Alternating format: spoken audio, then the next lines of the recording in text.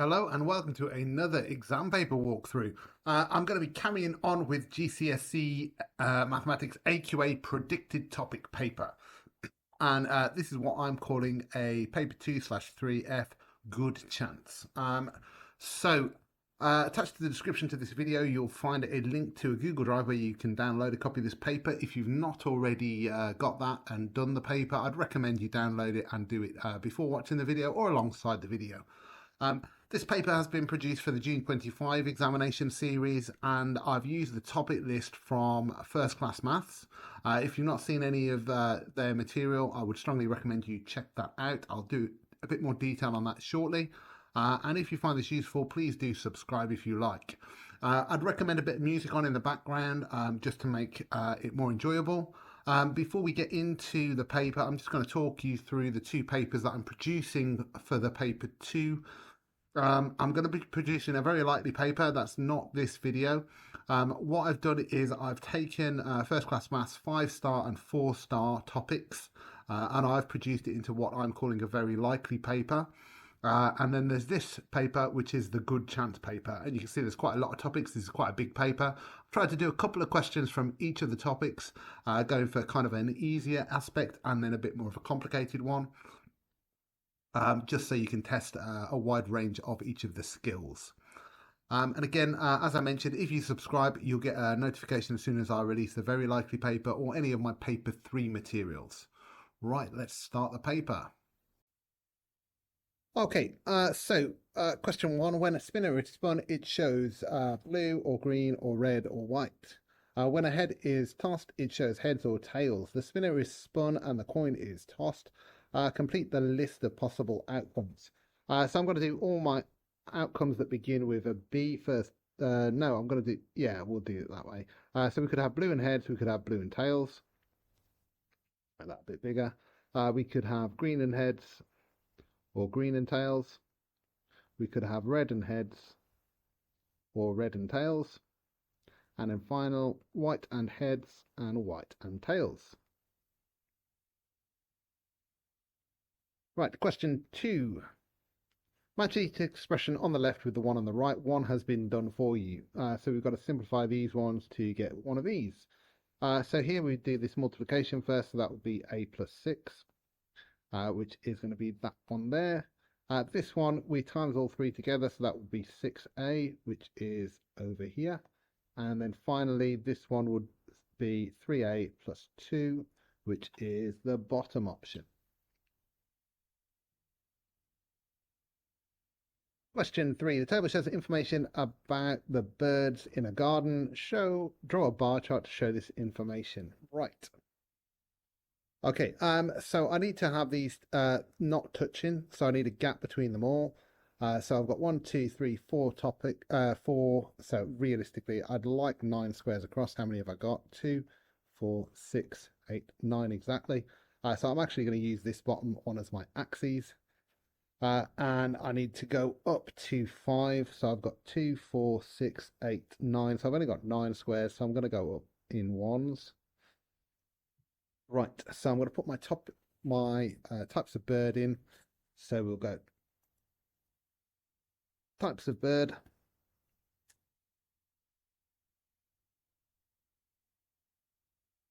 And I'm going to leave a gap, and then I'm going to have my bar for the first one, which is robin. Leave a gap, and I've got my second one, which was sparrow. Then I've got leave a gap, wren, and then finally lark. And I'm going up 1, 2, 3, 4, 5. I'll go one bigger, one more, sorry. And that is my number. Right, so just make that clear. So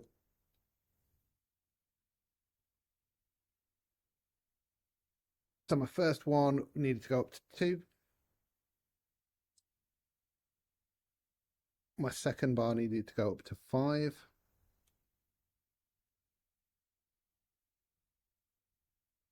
My next one needs to go up to 3. And then my final one needs to go up to 1. So top my bars.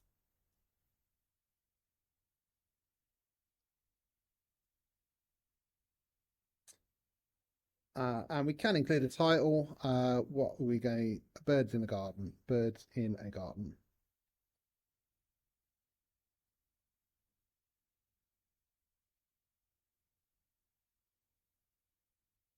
Okay, I don't need to shade anything or do anything more complicated than that. It is important to have gaps between them. This isn't numerical data or continuous data. So we've got distinct categories, so we need a gap between each bar. Right, question 4. C is greater than 4, D is less than 4, C minus D is equal to 6. Work at a possible pair of values for C and D. Okay, so we've got quite a few pairs that we can do here. If we imagine C is greater, so I'm going to give you an option. So C is greater than 4. We could have, let's say, any number greater than 4. So we could have 10. D is, oh no, sorry. I'm going to, let's just say C is going to be equal to, let's go, D is 3, and then C is going to be 6 bigger, so 9. That's an option that would work. There's going to be a number of pairs, so that would work. The others, we could have 7 and, sorry, we could have 8 and 2. We could have 7 and 1. We're going to go 9 and 3.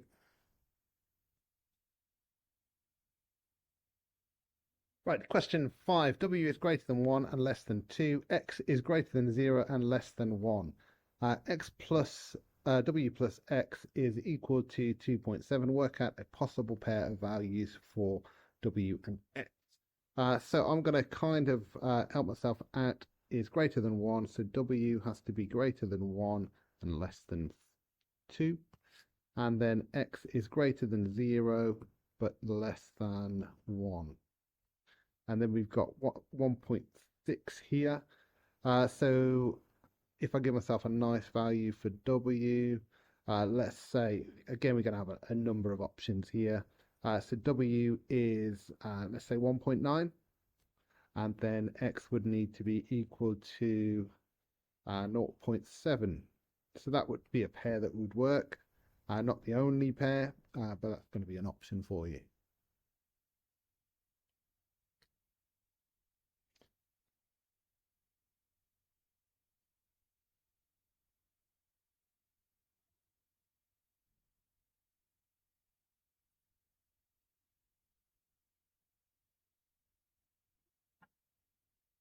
Right, question 6. A game has 4 cards labeled A, B, C, and D. Ellie picks 2 cards, 2 of the cards at random. Complete the list of 6 possible pairs. So she could have an A and a B, an A and C, and an A and a D. She could have a B and an A has already been covered, so we could have a B and a C, a B and a D. And then she could have a C and a D. So those are my 6 options. Question 7. Here are 2 straight lines. Work out the size of angle W. So that's going to be a vertically opposite, so it would be equal to 43. Question 7. Here are two different straight lines. Work out the size angle. Work out the size of angle X. So we're going to say 180 minus 62 is going to be at the angle that we're after. So that's going to be 118.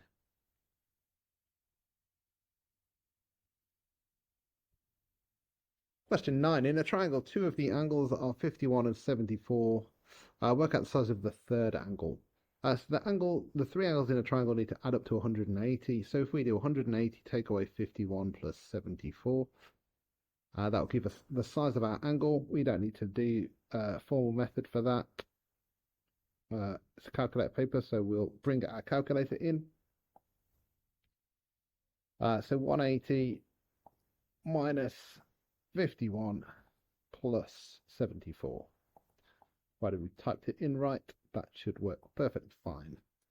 That's 55, so our size would be 55.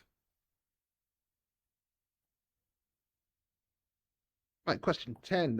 There are 135 passengers on a plane. 3 of the passengers in business class are flying for the first time. In total, there are 15 passengers in business class. A quarter of the passengers not in business class are flying for the first time. In the Venn diagram, complete the Venn diagram. Okay, so 3 passengers in business class are flying for the first time, so 3 would need to go there. In total, there are 15 passengers in business class. We've already accounted for 3 of them, so that leaves us with 12. A quarter of the passengers not in business class are flying for the first time. So we want to work out, so if we've got 15 in business class, that means that there are 135 minus 15 divided by 4. That will tell us the number of passengers that are flying for the first time. So 135 minus 15 is going to be 120. Divided by 4 is going to give us a total of 30 passengers flying for the first time. So that would be 30. I was in my mind briefly thinking, should it be 27? But it does say a quarter of the passengers not in business class. So we're not including any of the people from business class. Complete the Venn diagram. So only a value that we're missing is this one here. We can work that out by doing 135 minus the known minus what we've got here, so minus 45, which is going to give us 90. So we should have 90 here. Right, part B, one of the passengers is chosen at random, so that means that we're picking from the denominator of, actually we'll do it here to simplify. 135. Write down the probability that the passenger is in business class. So we've got 15 in business class. And we can cancel that down on our calculators. Doesn't say in the simplest form, but 1 out of 9.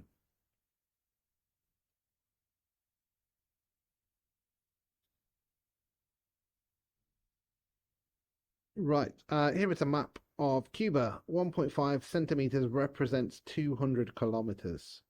So work out the actual distance from Havana to Holguin.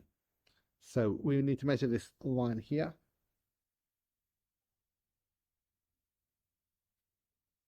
So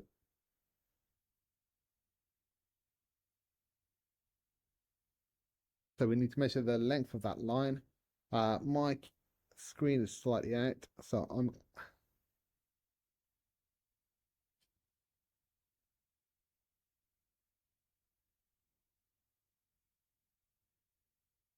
right. So I've just enlarged my image so that the ruler that I'm using measures 1.5 there. So I've kind of just enlarged it to make 1.5 centimeters fit there.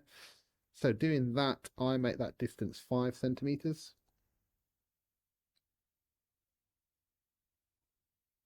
So I've just measured it on my paper copy and it's measuring just under that.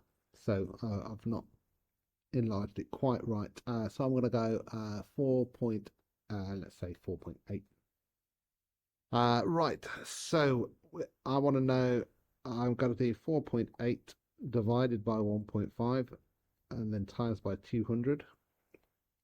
So I'm dividing by 1.5 because that tells me how many lots of 200 kilometers I want, which is why I times by 200 afterwards. So 4.8 divided by 1.5 times by 200 gives me 640 kilometers.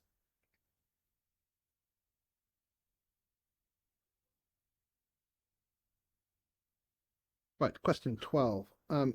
Scarlett leaves home at 10 o'clock to cycle to the supermarket. Here is part of the distance time graph of her trip to the supermarket. So we've got distance from home in kilometers.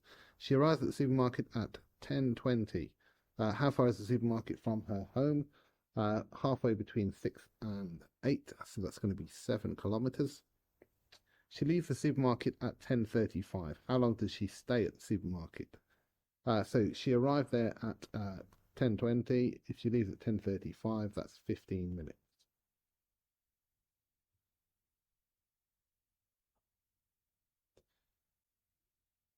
Part C, Scarlett cycles home at a constant speed using the same route. It takes her 3 minutes longer than her journey to the supermarket. Complete the distance time graph. Right, so her journey to the supermarket took 20 minutes. So her journey home must take 23 minutes. So 5, 10, 15, 23 minutes is going to take us to there. And then we just need to join those 2 points together.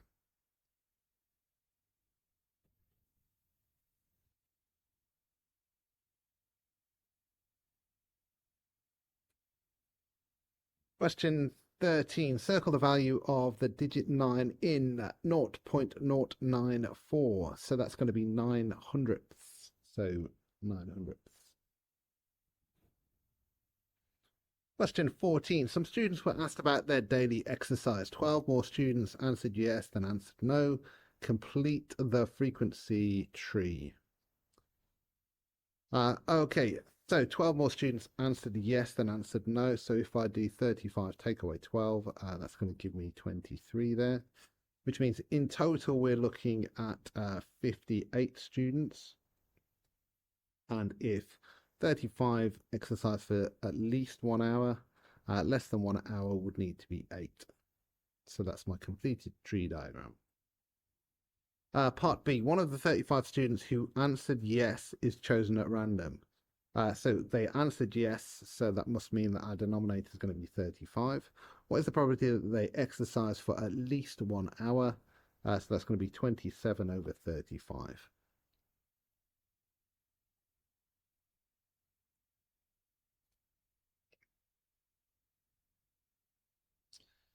Question 15. Jamil is on holiday in France. The cost of a room in a hostel is 27 euros.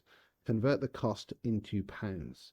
Right, so we've got 27 euros here. So we need to get from there to there, we divide by 1.2. So we're going to divide by 1.2 here. So 27 divided by 1.2.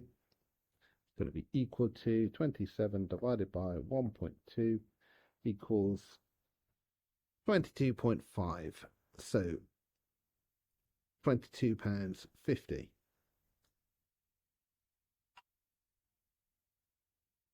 Question 16. Jamil is on holiday in France. Jamil rides a motorbike. The motorbike uses 1 litre of petrol for every 14 miles. How many litres of petrol does the motorcycle use for 168 kilometres? So I've got to do 2 conversions here. First of all, we need to find out how many miles. So 168. To get from 8 to 168, we're going to be timesing by 22. Let's just double check that. 168 divided by 8 is going to be equal to 21. Yeah, of course. So the number of miles is going to be times by 21, which is going to give us 105. So times by 5 is going to give us 105. So she's travelled 105 miles. If it uses 1 litre of petrol for every 14 miles, we're going to be doing 105 divided by 14. So divided by 14 is going to give us 7.5 litres. How many litres of petrol does she need? 7.5.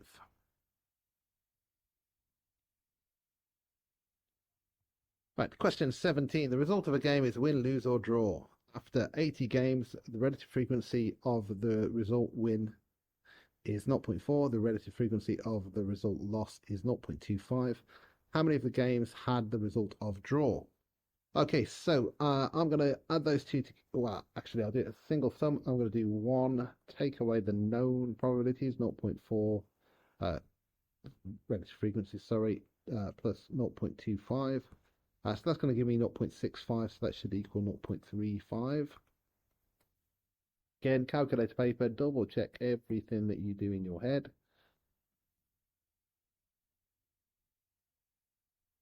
0.35.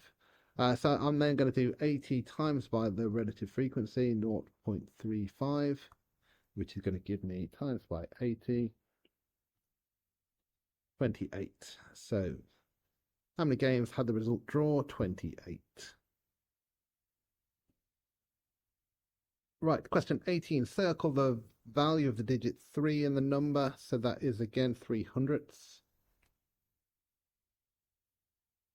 Question 19. Circle the number greater than minus 0.9. So greater than minus 0.9 is this one. So if you kind of imagine it on a number line, minus 0.9, minus 1, minus 0.8. So anything greater than or equal to 0.9 minus 0.9 is going to be smaller. So that's the only one that's greater. Question 20. Each side of a square is each side of a square is made 3 times as long. Okay, what happens to the perimeter? So if we imagine a square, and then each of the sides are going to be made 3 times longer. So we've got 3 times by 4.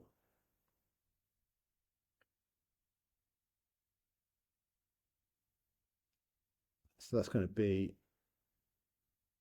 so let's change tack with this ever so slightly. If we started with them all being x, the perimeter then would be 4x. If we make it 3 times bigger, so that's 3x, 3x, 3x, 3x. So the perimeter then would be 12x.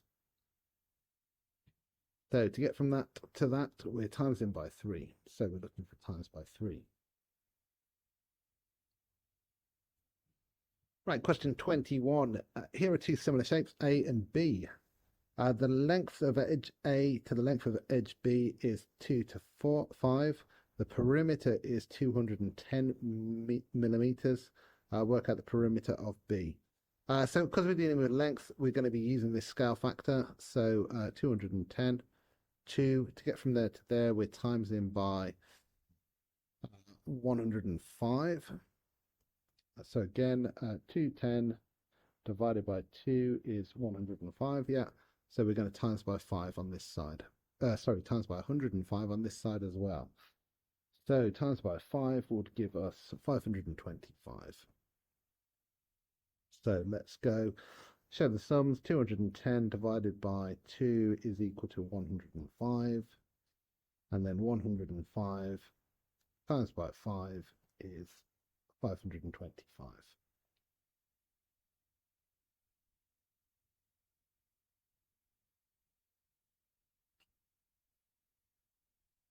Right, question 22. A circle has radius of 4.2 centimeters. Work out the length of the circumference. So the formula for circumference is 2 pi r. So the circumference is going to be 2 times by pi times by 4.2, which is going to give us 8.4 pi. I'm not going to do that though. I'll do 2 times by pi times by 4.2. So as a decimal, that's going to be 26.3893 ... That shows that I've not rounded. And then to one decimal place, that's going to be 26.4.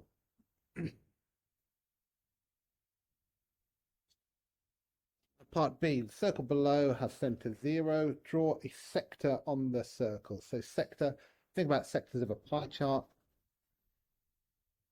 Common mistake to get sectors and segments confused, but sectors of a pie chart is how remember it.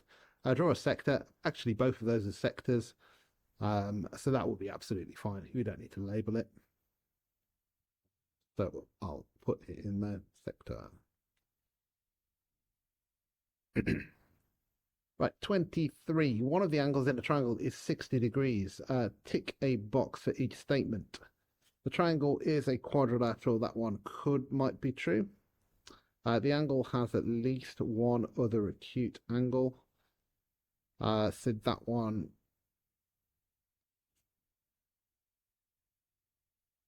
that one must be true, because if we think about it, we could have, if we had 30 and then a right angle,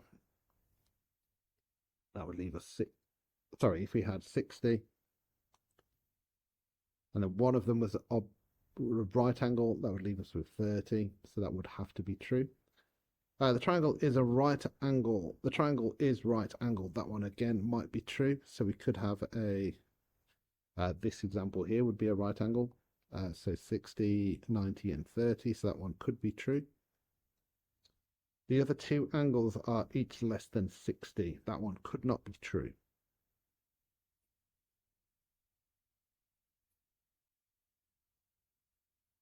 Right, question 4. On the grid, shape A is shown. One side of shape B is also shown. Complete shape B so that it is congruent to shape A. So same size and shape. So this, if this is 3, it must be this side. So we draw the rest of the shape.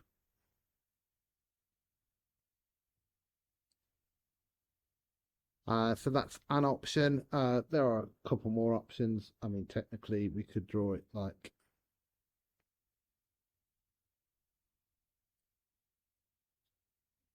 that would be an option. Those are the two with the.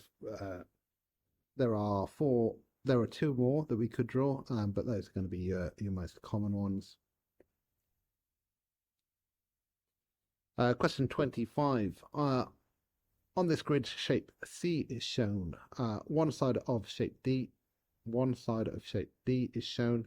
Complete shape D so that it is an enlargement of shape C with a scale factor of 2. Right, so if this side is 6, we're looking for a side with 3, which would be that side there.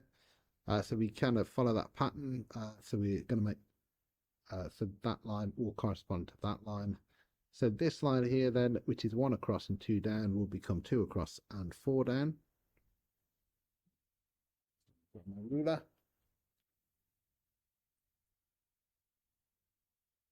Try and draw it semi-neat.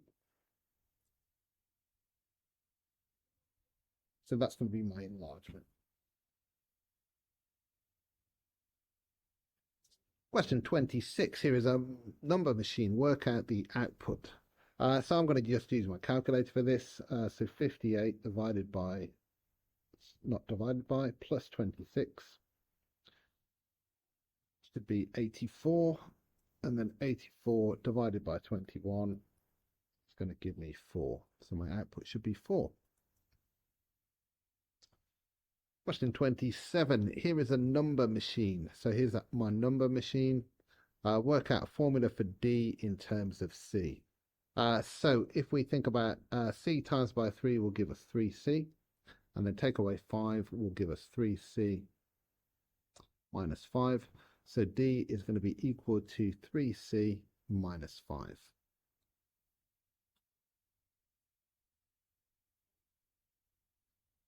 Question 28.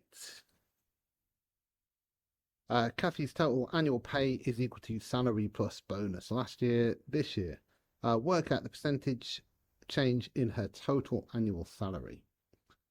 Right, so just changing my image slightly. Right, so I'm going to work this out step by step. So I need to work out her total. So 6% increase is a multiplier of 1.06 and a 9% decrease would be a multiplier of 0.91. So if we take her salary, so this year,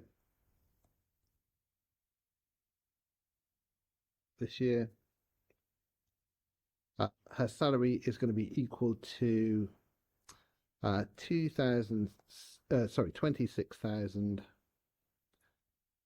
times by 1.06, and then we want to add on her bonus, which would be a total of 4,000 times by, things going a bit crazy, times by 0.91. Right, so 26,000 times by 1.06, that's our 6% increase, plus 4,000 per bonus, times by 0.91. 0.91. So that gives us her salary this year, 31,200. Right. Work out the percentage change. So we need to work out her total for this year. So last year is 26,000 plus 4,000, which is going to give us 30,000. So the percentage is going to be an increase because her new salary is more, but the amount then we'll work it out as a multiple of 1. So we'll go percentage is going to be equal to 31,200 divided by 30,000 times by 100. It's going to be equal to, so my answer as a fraction over original amount times by 100, and this will give us a number bigger than 100. I've missed a zero off there. That panicked me for a second, but let's do that again. 31,200 over 30,000. Yeah, we've got the right number of zeros this time. Times by 100 gives us 104%. So 4% increase.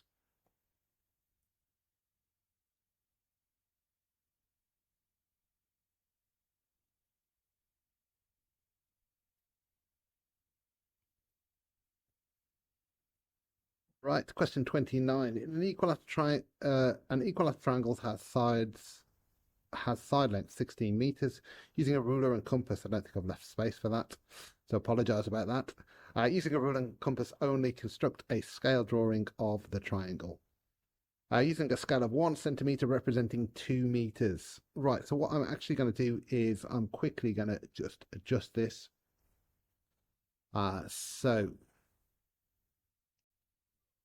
Right, so for this, I've just moved into a different program just to help me slightly do this a little bit better using visuals. So an equilateral triangle has a length of 16 meters. If we're using a scale of 1 centimeter to 2 meters, that means that 16 divided by 2, we want to draw an 8 centimeter equilateral triangle using a ruler and compass only. Right, so I can't quite do a compass particularly well, but if I imagine here's my ruler, so I'm going to start by drawing a 6 centimeter line, and I've got a feeling this won't let me draw, which is going to be a bit of a pain. So what I'm going to do is I'm going to hopefully insert a line. So if I insert a line, and I want an 8 centimeter line, so that's going to be roughly that long. Right, I'm going to change the color of that just to make it a bit more obvious. So we will go for a red line and we'll make it slightly thicker. So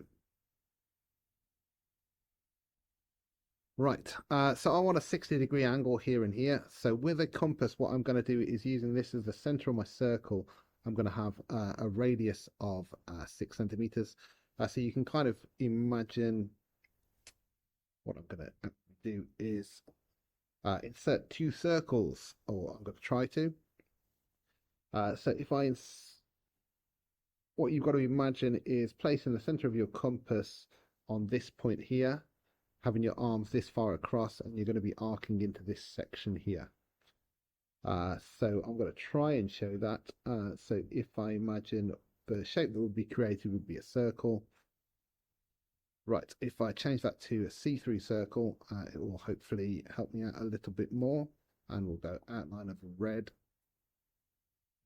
So if I imagine that's going to be my center, and I need to make it a little bit bigger. Circle now. So that's more or less what we're after.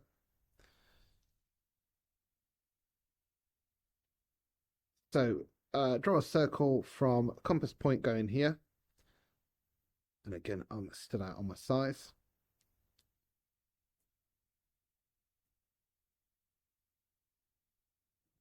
There we go. So if you imagine my compass point's here and I'm drawing a circle, I don't need the whole arc. The bit that I really want is this bit in the center. So this bit here. Then I'll do the same from the other point. So at the end of my compass point now goes here, and I do exactly the same process.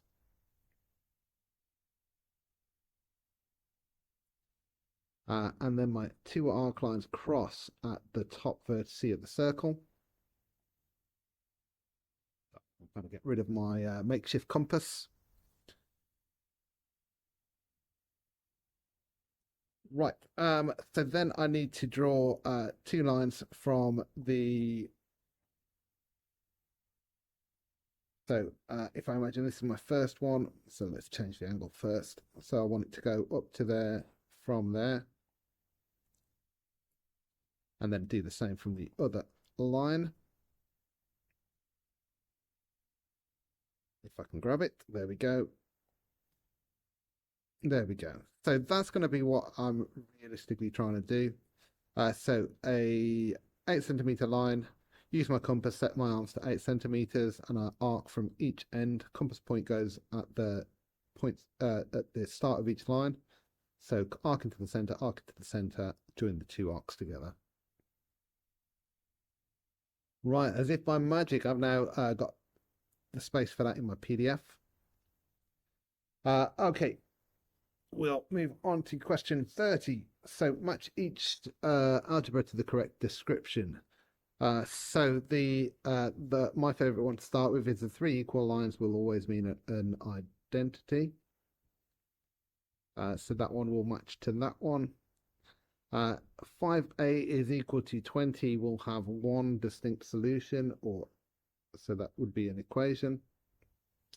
Anything with an inequality symbol will be an inequality. So those are my three matches. Right, question 31. Complete the table of values for y is equal to x squared minus x minus 2.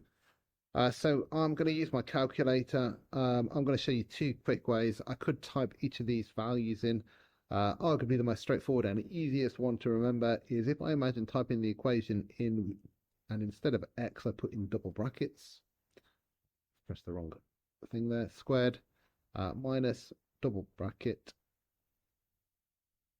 minus 2. And then if I put in each of these values in between the brackets and press equals and then use my replay button, so I can fill in that fairly quickly.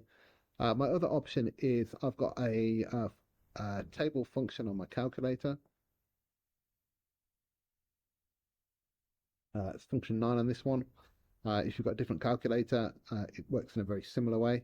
Then we type it in using algebra, so alpha x squared minus alpha x minus 2, and I want my table, I don't need a second function, so I want my table to start at minus 2. I want it to go up to 3, and I want it to go in steps of 1. Steps are just how much you want it to go up each time. I could go up in 0.5 if I wanted to. So that fills in my table for me. So when x is minus 2, I get the value 4. When x is minus 1, I get the value 0. Minus 2 and minus 2 match the table, and well, both tables. Then I've got a 0 and a 4.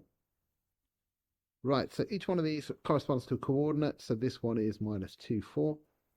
And then I plot that on. So minus 2, 4 would be that point there. Minus 1, 0 would be there. 0 minus 2 there. 1 minus 2. 2, 0. And then finally 3, 4.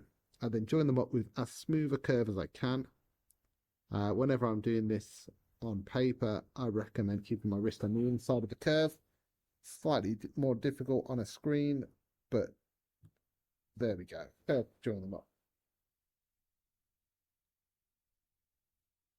Okay, question 32. Bruce and Clark share an amount of money in the ratio of 7 to n. Bruce gets 35% of the money. Write down the value of n. So if we go Bruce to Clark, we're going to end with 7 to n, but I'm not going to use that for now. 35% to 65%. Right. So if I divide that by 5, sorry, that would give me 7 there. And then if I divide that by 5, that's going to give me 13, I believe. So 65 I'll double check both those calculations. 35 divided by 5 is 35 divided by 5 is 7. So 65 divided by 5 is 13. So the value for n would be 13.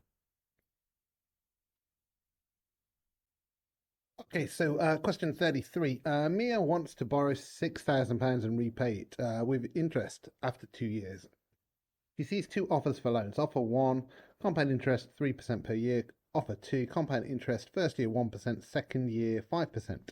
Mia says, I will pay back the same amount because the average of 1 and 5 is 3. Is she correct? You must show your working. Well, typically speaking, no, you can't just take the average of two compound interests. But we will back that up with some calculations. So if I start with offer 1, and thinking about it, actually, the initial amount is irrelevant for this, because whatever the initial amount would be, we can just look at the multiplier. So 1% interest per year would be a multiplier of 1.03. So we're looking at 1.03 squared there for 2 years.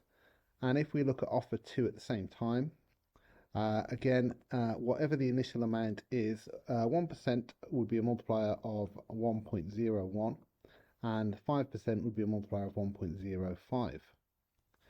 So whatever the initial investment is, we would multiply it by 1.01 for the first year and then times it by 1.05 for the second year.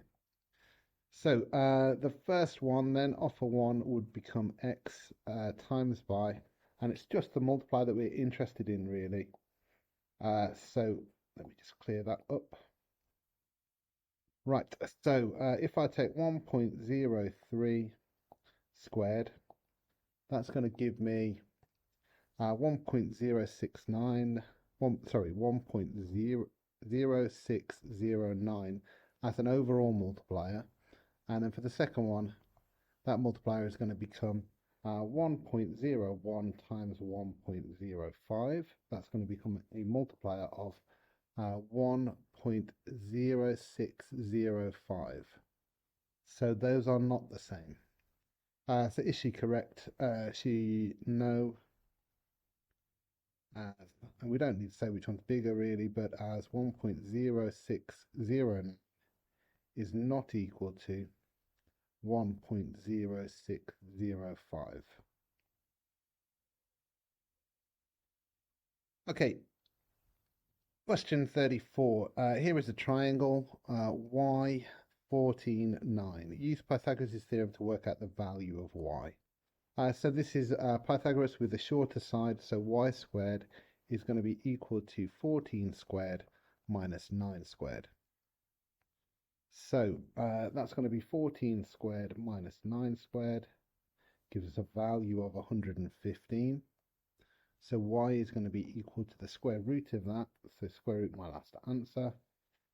And as a decimal, that's going to be 10.723.805 ... So I'm going to say I'm going to go 1 degree more accurate than the question. So that's either 3 significant figures or 1 decimal place, which is the same for both. So 10.7 will be my answer. Question 35. Here is a right angle triangle. I use trigonometry to work out the size of angle x.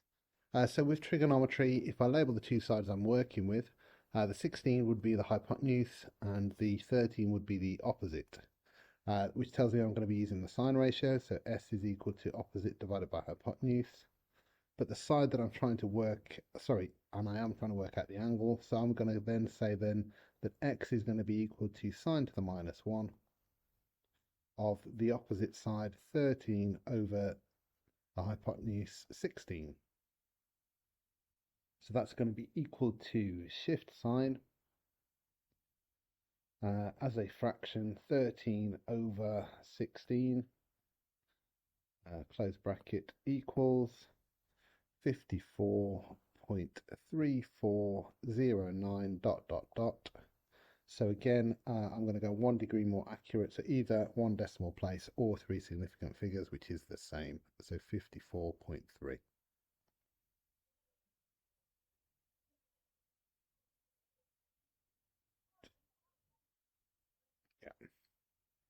Okay, question 36. Lee sells ice creams. The table shows the midday temperature and his sales for 5 days. Okay. He draws this scatter graph and a line of best fit. Okay. Write down two mistakes he has made. Well, the first one is his line of best fit isn't a very good match.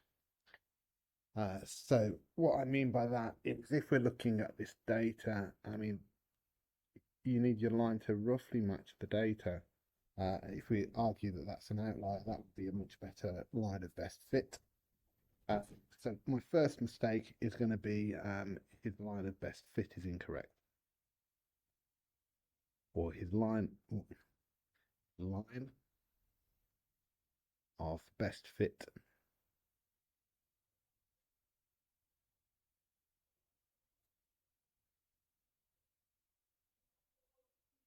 does not match the data.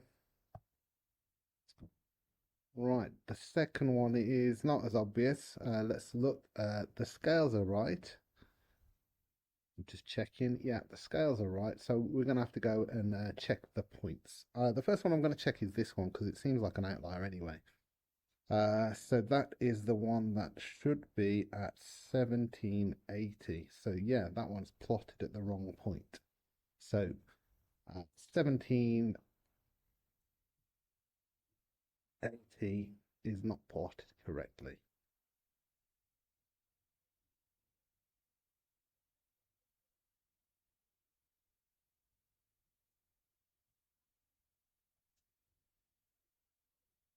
Right, part B. Lee wants to work out the range of the 5 temperatures. His calculation is 30 minus 20 is equal to 10. Is his method correct? Well, I mean, technically, if that's the largest and the smallest value, so the largest is 30, but the smallest is 17. So is his method correct? We're going to go no. It should be 30 minus 17, which is equal to 13. Part C. The table shows Lee's costs. Work out the total profit for the 5 days. So sales of 50. On the ingredients, it costs him 15% of the sales. So his profit is only going to be 85% of his total sales. So times by 0.85 plus he £7 per day, and it was for 5 days. Right, so we need to work out this value of x. If I go back up here then, so my total value of x is going to be these values added together. So 180 plus 150 plus 80 plus 130. There's too many threes there. 130 plus 120. So let's just double check our values. 180, 150, 80, 130. Should be final one should be 120. Yeah. So our total is 660.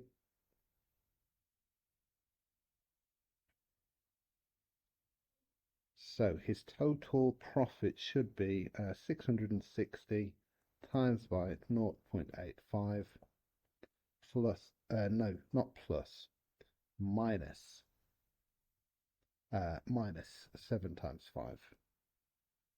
So minus 7 times 5. Right, so I want that value times by 0.85 minus 7 times 5 gives me 526 pounds. So 526 pounds profit.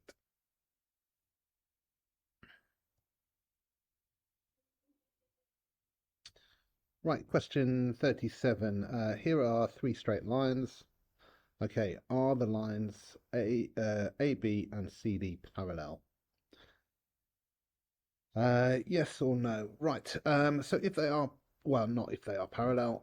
So that's a vertically opposite angle, so that should be 95 as well. And then these two would need to be corresponding angles, so that's going to be a no. So 95 is not, so I'm going to say for it to be parallel. So for AB and CD to be parallel, corresponding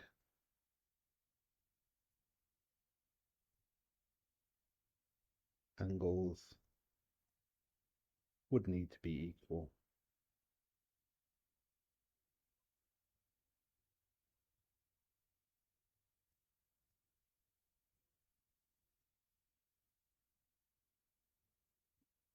Question 38. The graph of y is equal to 4 minus x for the values of x from -2 to 5 is shown in the grid. On the grid, draw the graph of y is equal to 2x minus 5 for the values of x from -2 to 5. So I'm going to draw this from the properties. So if I compare that to y is equal to mx plus c, c would be equal to -5, so that would be the intercept at -5. And then the gradient would need to be 2, so for every one across I would need to go up 2. One across and up 2, checking my scale. One across and up 2. One across and up 2. One across and up 2. Right, then I need to join that with a straight line.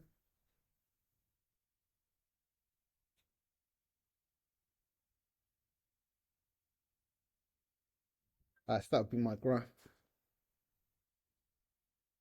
Use your graph to solve. 2x minus 5 is equal to 4x, 4 minus x. So that's going to be the intercept. And I'm ever so slightly out of my line here. We can see that it should be crossing at 3, so x would need to be equal to 3. Question 39. A line joins A, which is at 1, 1, to B, which is at 6, 1 on a centimetre grid. P is the point on the line such that A to P and P to B is 2/3.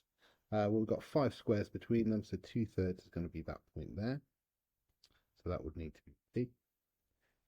C is a point such that angle APC is a 90-degree angle and the length P to C is 4 centimeters. Right down the corners of 2 possible points for C. So C needs to be 4 squares above P, so it could either be there or it could be there. So those are my 2 options, either at 3, 5, 3, 5, or 3, minus 3.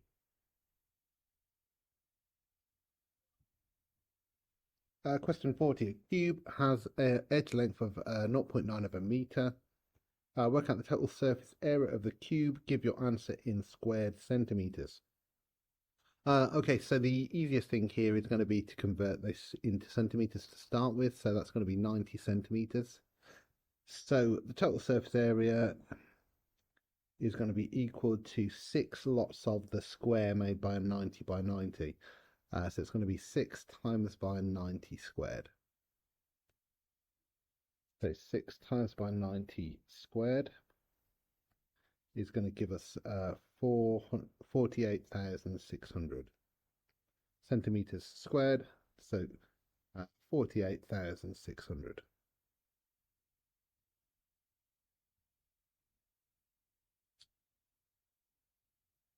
Question 41. Describe fully the single transformation that maps A onto B. Right.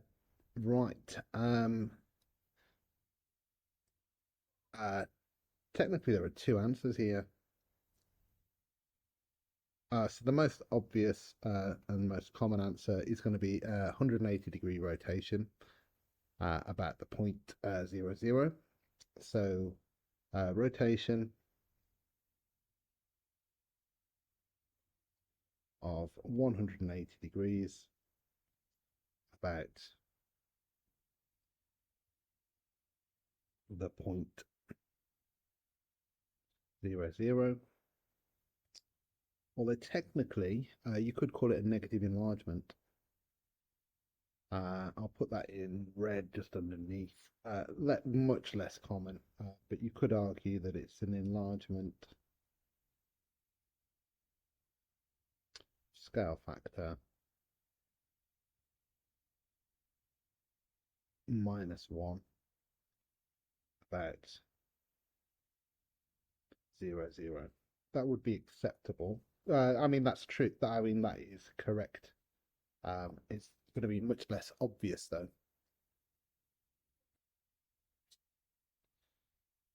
Question 42.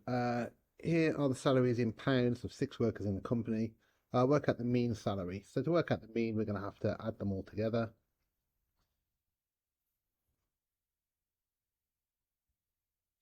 Right, I'm going to need to be careful of typing these incorrectly. So 18300 plus 20700 plus 21500 plus another 21500 plus another 21500 plus 9900. So that's going to affect the mean quite heavily. Right, so we add that together to make 2,200, 2,025,000, no, 202,500. And then we need to divide that by 6 because we've got 6 workers. So divided by 6 gives us 33,750.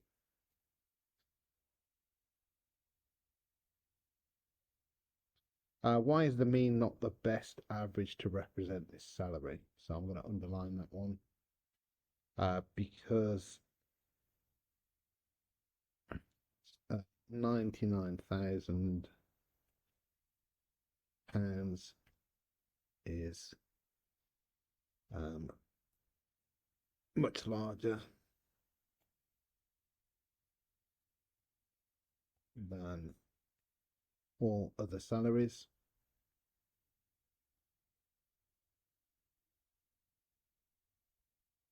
So affect the mean unfairly.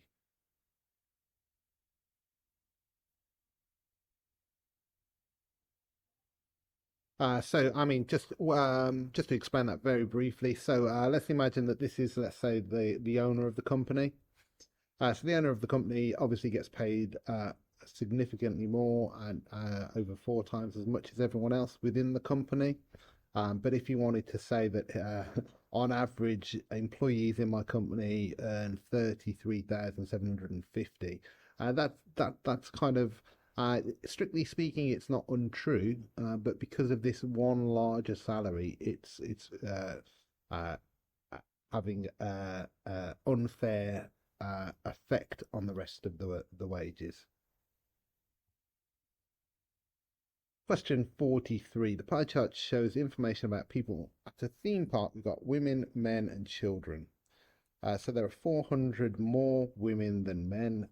Calculate this, work out the number of children. Okay, so if I start by saying that the difference in the angle size is going to be 65 minus 35. So there's a difference in angle of 30 degrees. And that 30 degrees accounts for 450 people. The next thing I'm going to do is to say that this angle here is going to be equal to 360 minus the 2 known angles added together. So 65 plus 35 is 100. So that's going to be 260. So 260. So to get from 30 to 260, I'm going to go 260 divided by 30 is equal to I've times by 26 over 3. So if I times by that here as well,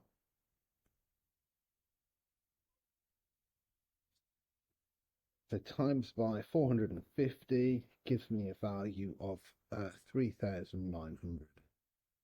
So that's how many children there are, 3,900.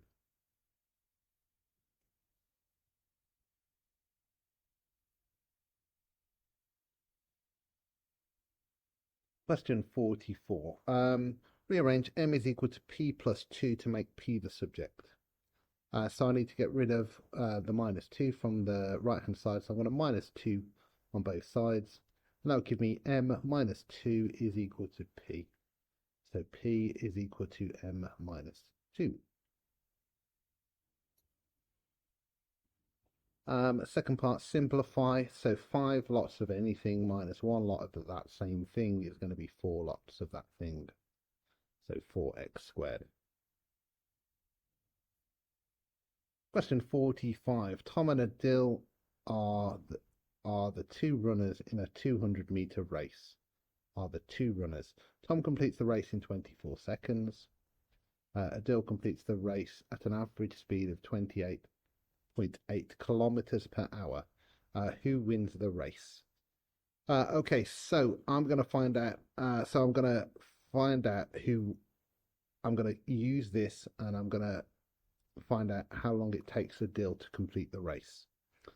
So the first thing I'm going to do is I'm going to say that if speed is equal to distance divided by time, speed is equal to distance divided by time, then time is going to be equal to distance divided by speed.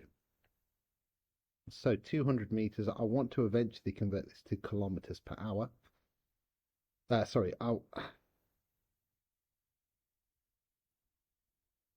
Let me explain that in a minute, a bit more in a minute. So the time is going to be in hours. So if I use 200 meters is going to be equal to 0.2 of a kilometer. If I do 0.2 divided by 28.8, that's going to give us our time in hours. So 0.2 divided by 28.8 is 1 over 144, 144th of an hour. Right, in 1 hour, there are 60 minutes, and in a minute, there are 60 seconds. So in 1 hour, there would be 60 times 60 seconds. So if I take this value and say that then that the time is going to be equal to 1 over 144 times by 60 times by 60. That'll give us our time in seconds. So times by 60 times by 60 gives us 25 seconds. Right, so if Tom finishes the race in 24 seconds and Adil finishes the race in 25 seconds, who won the race? Tom won the race because his time is faster. So Tom won.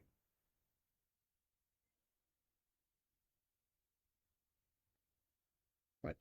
Question 46. Divide 120 into the ratio of 1 to 4. So if we're splitting it into the ratio of 1 to 4, that means there are 5 parts. So if I do 120 divided by 5, that would give me 120 divided by 5 gives me 24. So my first part of my ratio would be 24, and my second part would be 4 times as much, so 96. Part B, write the ratio 7 to 4 in the form of n to 1. So 7 to 4 into the form 1. So I've divided by 4 there. So I need to divide by 4 there. So 7 over 4. And then 7 over 4 is 1 3/4, or 1.75. So 1.75 to 1. Right, question 47. The length of a table is 110 centimeters to the nearest centimeter. Complete the error interval. So that means that it's 110 as opposed to one less than that would be 109. One more than that would be 111. It's been rounded to this as opposed to either of these two values. So the smallest value we're looking at for our error interval would be 109.5. And we're saying that the length has to be greater than or equal to, because anything with a 5 will round up. And then we're saying it's got to be less than. So technically speaking, it can't quite be 110.5 because we'd round that up, but that's what the inequality symbol implies. So that's my error interval. Right, question 48. The three-figure bearing of B from A is 210 degrees. Work out the three-figure bearing of C from A.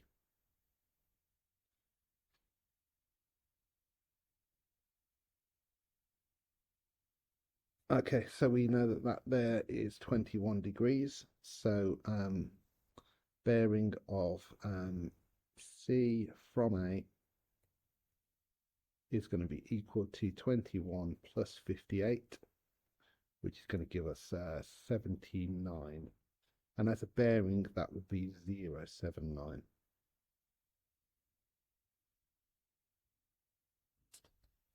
Right, question 49. Use a ruler and compass to show the region inside the grid that is less than 4 centimeters from A and nearer to B than C. Label your region R. Show all your construction lines. Right, so I'm going to take this image into a different program. Hopefully I want to draw a 4 centimeter circle around A. So I'm going to put my compass point on A. I'm going to open my arms 4 centimeters wide and draw a circle. I can't quite do a compass.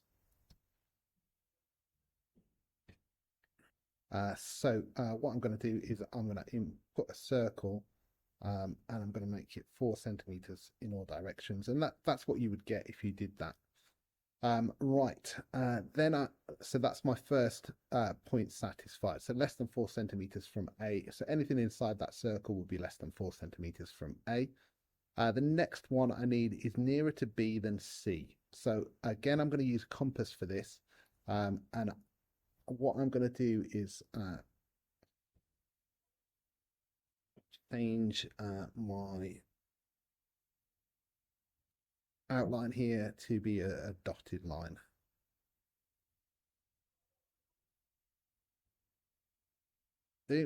Right, so I'm going to do the same from B using my compass. And it doesn't need to be 4 centimeters, but I'm going to keep it at 4 centimeters. If I've made the decision to change the width, you need to keep it the same for both parts of here now. So I'm going to do a circle from B and a circle from C. So let's put that in the right place. There we go. And then where these two dotted lines intersect becomes my line that everything on that line will be an equal distance from B and C. So if I insert a line now,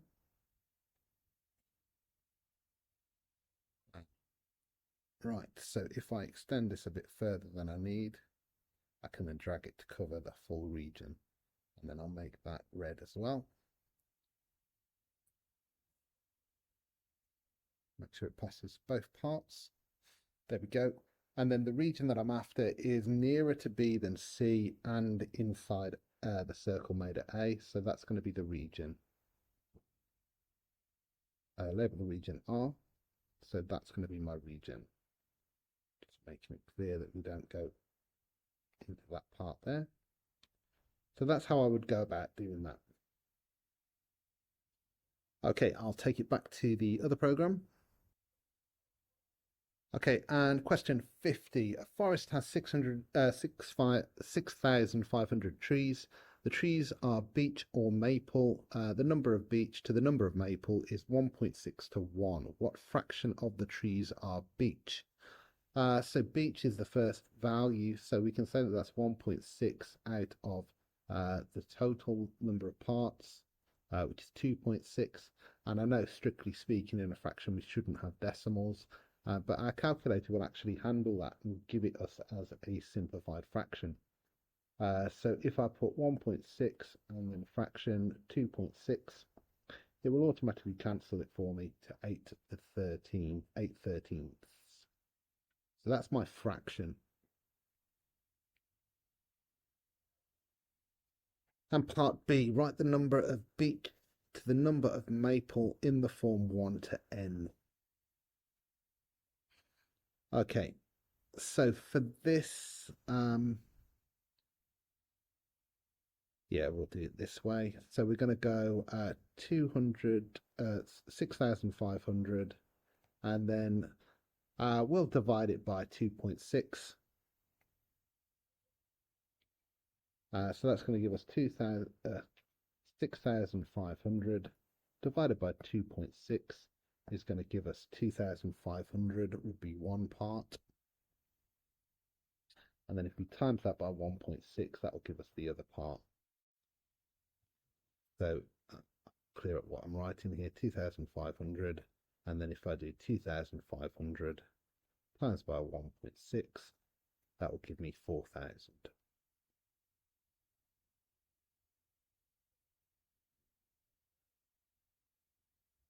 And that's the end of the paper. Right, before I sign off on the video, I'll just bring up the question level analysis just because it covers the topics of each question and also some rough ideas of a grade boundary.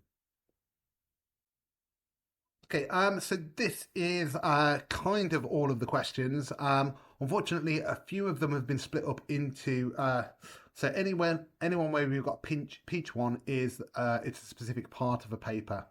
And a number of the papers, because I was using AQA to generate them, have split them into separate papers. So there's actually more than this. I think there's 34 here, but there's more questions than that on the paper because of that.